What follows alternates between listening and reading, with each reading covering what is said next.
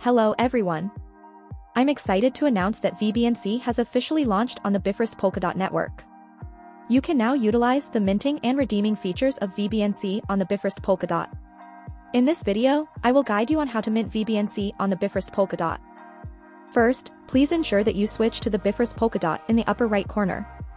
Next, click on the vStaking page and scroll down to find vBNC.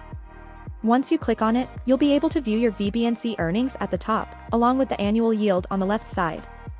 Below, you can see the overall staking data for vBNC, and on the right side, you can enable BNC liquid staking.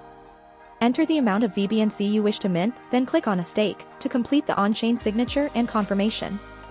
Once the minting is complete, you can check the updates in your vBNC balance and My Staking.